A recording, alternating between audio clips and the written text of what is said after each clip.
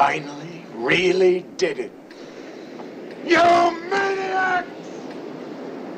You blew it up! Oh, damn you! God damn you all to hell!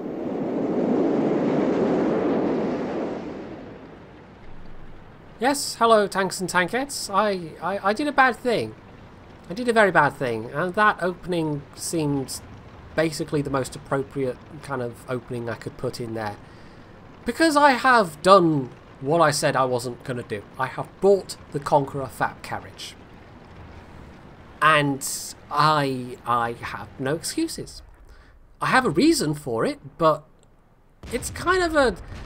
I'll let you make your own mind up, but yeah, I didn't need to buy this. I still had the tier 9 arty. I could have just tried to take that. Basically, we've come down to Seafalcon trying to do some of the spotting missions for the Object 260 reward tank, for the personal missions. And I had a fit of... I don't know. I mean, I said, if anything, even theoretically, was going to make me buy this, it would be the personal missions. And that's what it was. And I actually ended up doing a bunch of the arty personal missions in it myself. But that wasn't the point. It's to try and get Seafalcon, that tank. I'm never going to get the Object 260. But I might at least be able to, you know, platoon up with a guy that has one. So I bought this. And it was on discount. And I had to... I mean, I obviously sold the tier 9 and put the crew in it. And I had to sell a bunch of stuff to afford it. So I didn't quite get the level of converting gold to credits. I don't know, maybe I should have just done that to complete the... I don't even know, but yeah, I bought this, and however bad you think it is from the outside, I think it's 10 times worse from the inside, because from the outside, you know, how often do you see a Conqueror gun carriage? Even when I play tier 10 battles a lot, you don't see that many of them. I mean, okay, of the tier 10 arty, this is the ultimate goal for a lot of inveterate arty players. This, the Object 261, and I think the tier 9 American are considered kind of like the ones to go for if you have no soul. But yeah, this is it. This is the one where artillery being what it is, and wargaming know what artillery is, and they just introduced this.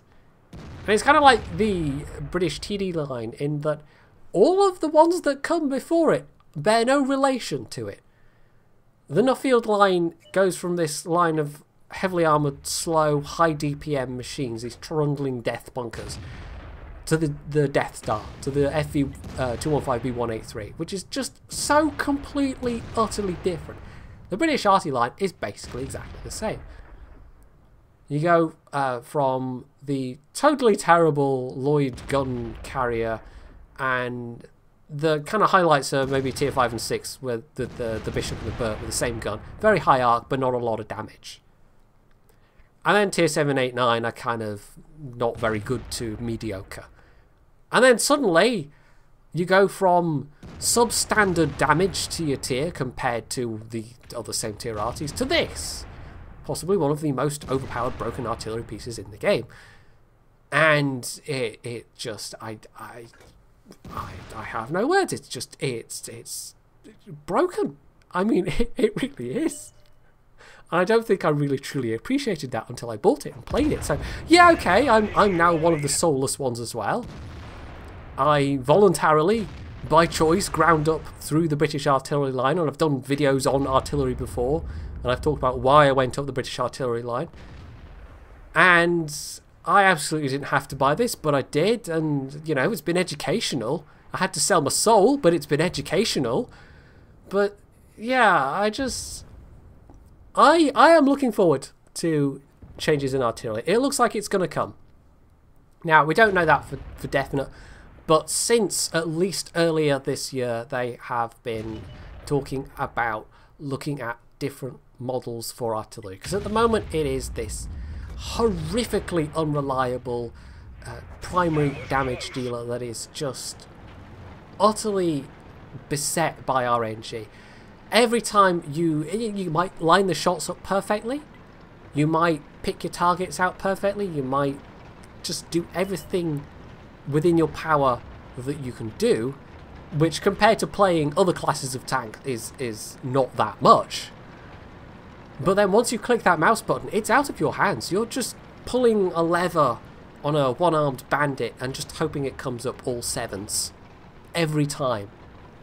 And with the tier 10 arties, well, at least with this one, you have the privilege of doing that just under, just over once a minute. Yeah, just I don't even know, whichever it is.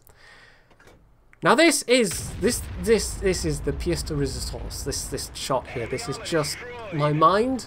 My mind was blown, and I hope yours was too, because that was a Conqueror gun carriage firing fully on the move. So my reticle was probably covering about 4 map squares there, and not even really properly aiming at that T-92. I was just kind of like, let's fire a shot, because for shits and giggles. I know I don't normally swear, but my god, this thing has gotten into my brain. And it's just, that shouldn't happen. I mean, I know it's an edge case, I know, like, 499 times out of 500, that wouldn't work. But it should be 500 times out of 500 that wouldn't work. That should be impossible. But it's not, because of the way artillery works in this game and the way that the RNG affects artillery in this game. And that wasn't skill. That was me just blindly aiming in the direction of that T-92, pressing my mouse button, and bam. That had nothing to do with my skill as a player. It had nothing to do with the hours I've put into playing this game and getting better at this game. And the hours I've put into deliberately, you know, reading guides and watching videos and trying to make myself a better player. Nothing to do with any of that. That was just sheer blind, stupid luck. And that's everything that's wrong with artillery right there. From both a perspective of somebody playing it and playing against it. So Wargame is talking about changing the model, and this is another one that's just sheer blind luck. The bat chat flies on the move, but I don't know, he didn't want to stop and let me aim, but who needs to stop and aim, hey? I mean, we've already proved that point. But yeah, Wargaming is talking about, and I think obviously this is as a direct result of competition from Armoured Warfare. This is why competition is a good thing. This is why Armoured Warfare coming along and iterating the artillery model is a good thing. You know, going back to the drawing board and thinking, how can we change this? This is obviously not popular with quite a vocal segment of the player base. And as a result, well, a lot of people at Wargaming, and we only have indirect information, it seems like, of the producers, the people that decide how World of Tanks is shaped, the only real holdout for the kind of current, incredibly unreliable primary damage dealer model is the main producer, Serb, Mr. Sergei, is it Bogatovsky, something like that. And I kind of have a sneaking kind of liking for him, but I utterly disagree with him on this one point. And there are other people. I mean, the other main producer, Storm, I can't remember his main name, but apparently he was at Tankfest this year, being very low-key about it. But he and others are kind of like, well, maybe we should change this and do something about this. Because I've said this before, I've done videos on artillery before, I've said, I feel like artillery should be a support class. If you want to sit at the back of the map and have this indirect fire capability, which no other class has, I feel like there should be something that makes this that still gives it some element of real player skill and involvement. And they've kind of done that with carriers in World of Warships in a much better way than they have in this. And they've done it in Armoured Warfare in a much better way than they have with World of Warships. Not World of Warships, World of Tanks. I can tell the difference, but a warship's just a tank that floats, right? Yeah, that's exactly correct. But yeah, basically Armoured Warfare and World of Warships as well, half the time you're playing a mini-game with the players that are playing the whatever on the other team, the carriers or the artillery. And yeah, I was teasing the stream at that point. I was like, oh, that water looks awfully inviting. Yeah, I've not quite, you know, I've still got that one tiny little shred of dignity and decency somewhere down in that withered black husk that is the remains of my soul. Just one, mind you, just one. But in War of Tanks, they actually... It used to be when I very first started playing, it was actually a lot easier to counter-battery enemy artillery. And I can't remember what it was. It would have been one of the 7-point-something patches. But they basically changed it so that it was a lot harder to see artillery tracers. And I think it was to... Oh, hello, Mr. IS-7.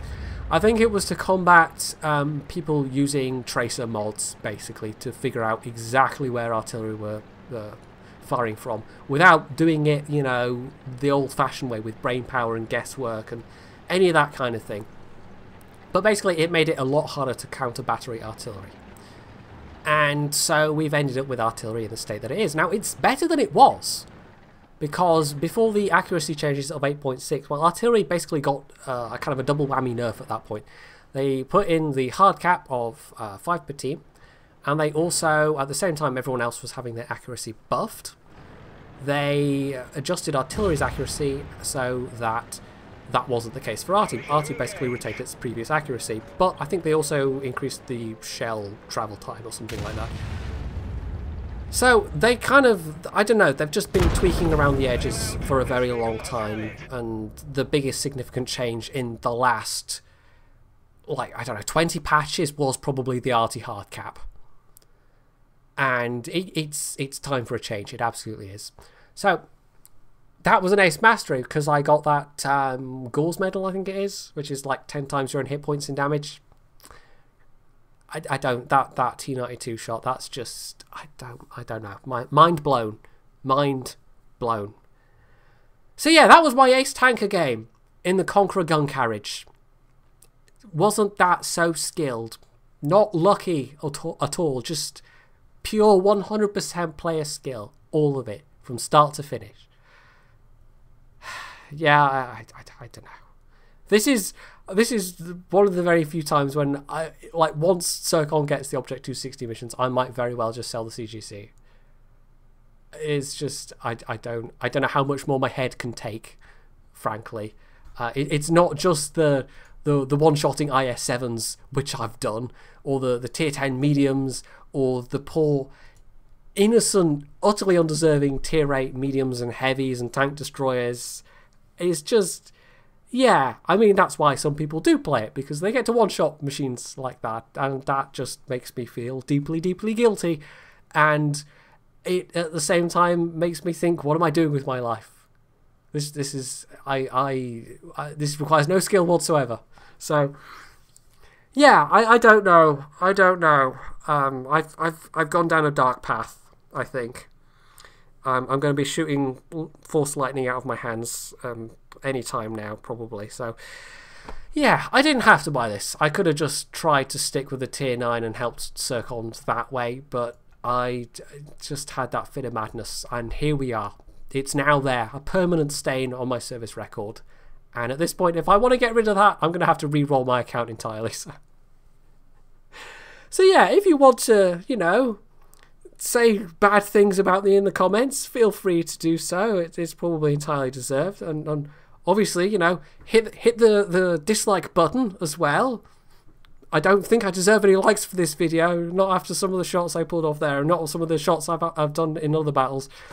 And, you know, if you want to go as far as unsubscribing, I absolutely don't blame you for that either. I said I was never going to buy it, and then I did. So there you go. So, yeah, that's it. Just do all those things and have pity on me, for I am now alone and lost in the wilderness, and I fully deserve to be there because I brought it all on my own head. So. Yes, I shall see you tomorrow. I won't even do my usual sign-off. I'll just say, if you're still here tomorrow, then you've got a stronger constitution than I. So, I'll see you all next time.